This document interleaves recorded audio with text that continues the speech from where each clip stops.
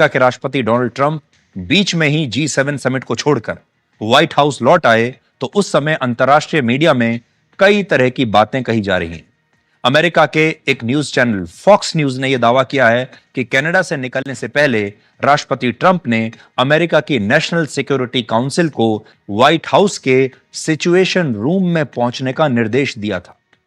यह वही situation room है जहां वर्ष 2011 में ओसामा बिन लादेन को पाकिस्तान के एबटाबाद में मारने की रियल टाइम निगरानी हो रही थी। सारे लोग इसी सिचुएशन रूम में बैठकर इस पूरे ऑपरेशन को लाइव देख रहे थे। यह वही सिचुएशन रूम है जहां की तस्वीरें आप इस समय देख रहे हैं। उस समय राष्ट्रपति थे ओबामा और ये सारे लोग यहां पर ओसामा बिन लादेन को पकड़ने का जो ऑपरेशन था इसे लाइव यहां पर देख रहे थे। और अब एक बार फिर से इसी सिचुएशन रूम में नेशनल सिक्योरिटी काउंसिल के सदस्य इकट्ठा होने वाले हैं। इनमें कौन कौन होंगे? अमेरिका के राष्ट्रपति, उपराष्ट्रपति, सेक्रेटरी ऑफ स्टेट यानी विदेश मंत्री, सेक्रेटरी ऑफ डिफेंस यानी वहां के रक्षा मंत्री और जॉइंट चीफ्स ऑफ स्टाफ के चेयरमैन होते हैं जिन्हें चीफ ऑफ डिफेंस स्टाफ कहा जाता है। जब यह काउंसिल व्हाइट हाउस के सिचुएशन रूम में मौजूद होती है तो इसका मतलब यह माना जाता है कि दुनिया के किसी ना किसी कोने में कुछ बहुत बड़ा और बहुत गंभीर होने वाला है, यानी वो कोई बहुत गंभीर स्थिति है। और इस बार शायद ईरान की राजधानी तेहरान में कुछ बहुत बड़ा होने वाला है। ये बात हम इसलिए कह रहे हैं क्योंकि राष्ट्रपति ट्रंप जब कनाडा से अमेरिका के लिए रवाना हुए तब फ्रांस के राष्ट्रपति इमैनुअल मैक्रों को यह लगा कि राष्ट्रपति ट्रंप ईरान और इजराइल के बीच सीज फायर कराने के लिए वहां से रवाना हुए हैं। लेकिन ट्रंप ने इस पर अपना स्पष्टीकरण दिया और कहा कि राष्ट्रपति मैक्रो गलत सोच रहे हैं और उनके वापस वॉशिंगटन डीसी जाने का कारण इससे कहीं ज्यादा बड़ा है।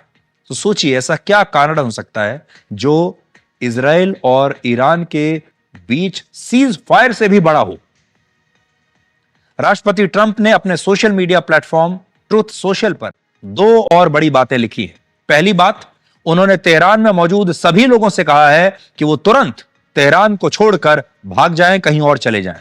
और दूसरी बात उन्होंने लिखी है कि ईरान को अमेरिका के साथ न्यूक्लियर डील कर लेनी चाहिए और ईरान के पास किसी भी स्थिति में परमाणु हथियार नहीं होने चाहिए। ये सारी बातें ये इशारा करती हैं कि ईरान में शायद कुछ बहुत बड़ा होने वाला है।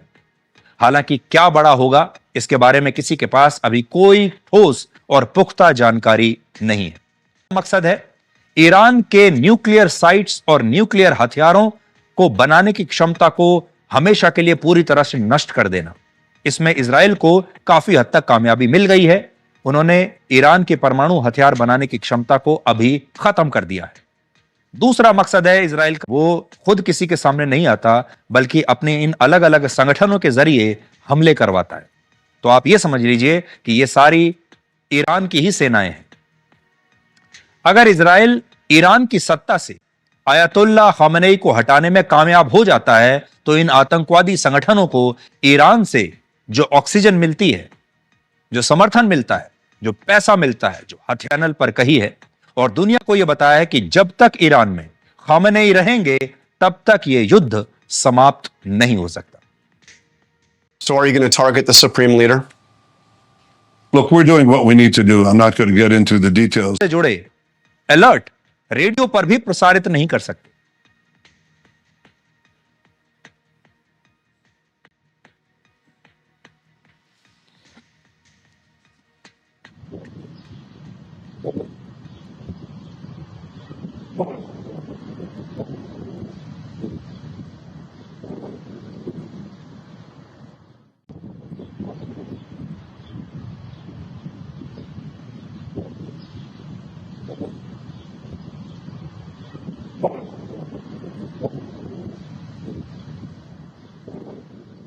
ईरान ब्रॉडकास्टिंग के टीवी चैनल पर मिसाइल हमला किया था और ईरान के सरकारी न्यूज चैनल पर यह हमला उस समय हुआ जब इस चैनल पर एक लाइव ब्रॉडकास्ट चल रहा था। कैसे हमला हुआ आप देखिए।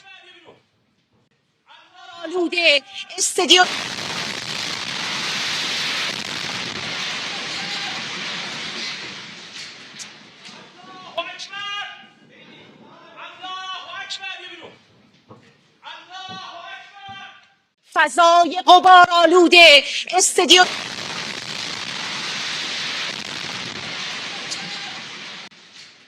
तो ईरान का ना तो रेडियो स्टेशन बचा, उनका जो औपचारिक रेडियो स्टेशन है सरकार का, और ना ही उनका टीवी चैनल बचा।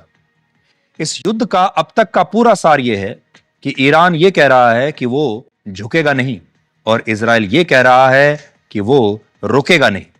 ईरान की मीडिया का दावा है कि उन्होंने इजराइल की खुफिया एजेंसी मोसाद के मुख्यालय पर अब तक का सबसे बड़ा हमला किया है और ईरान की सेना ने इसका एक वीडियो भी जारी किया है। कौन सा वीडियो जारी किया है आप देखिए।